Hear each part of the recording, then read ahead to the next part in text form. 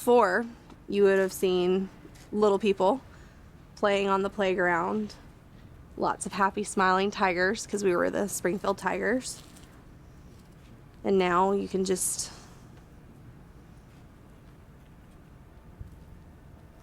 see what's left.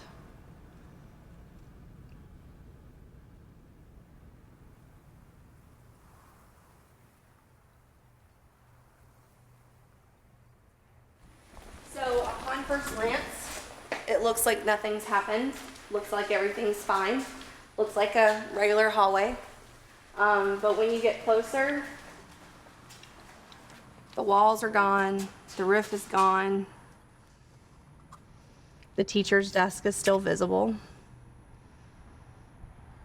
Teachers spend entire careers building what is best for them and how they teach in terms of their teaching style.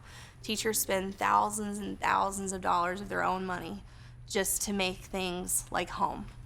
And to have to tell a teacher, I'm so sorry, your classroom's not there, is probably the hardest thing I've ever had to do.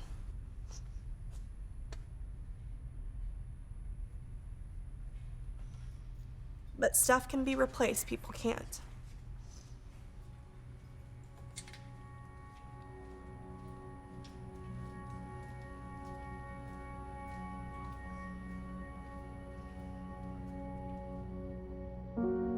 I've been principal here at Springfield since July, and I knew that this is where I was supposed to be. And all I want is to see the school successful, and we put forth so much work. And we're gonna come back. It's gonna happen. It's just gonna take time. You could look out on any given day and you could see people walking across the street, and it just, nothing's the same.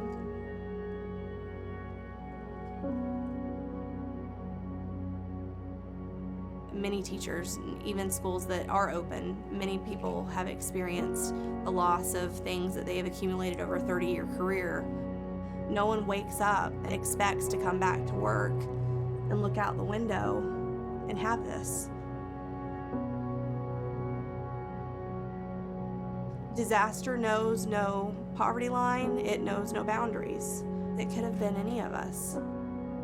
The outpouring of love, it helps to know we're not being forgotten because we're still living it. It takes a village, and it's just amazing to see the amount of people that come together to see that that village is taken care of. That's what makes our country so amazing, because it could have been any of us. Ceiling is completely open, so everything in here has been exposed to moisture, so none of your books, none of your paper, none of your classroom library, any of your professional development books, resources, computers, anything that you would use on a daily basis, you would have to replace. I mean, there's not anything in this room that I think you would be able to pick up and go, yeah, that's still gonna work tomorrow. And quite frankly, kids deserve more than that. You're not just replacing the items, you're trying to replace those memories and those opportunities for kids to access it, because what worked for one kid may not have worked for another, and now all of those things are gone. And so you're gonna come back at some point to a room, it's gonna be a shell of what it was. And we have an amazing opportunity to make sure when these kids come back to school, that they're coming back to a warm and inviting classroom that they feel like is just for them. Every single classroom always has that teacher's little touch, whether it's a bulletin board or the little monkeys or whatever it is. Or some curtains that they made. Every teacher wants to have the best for their students from day one.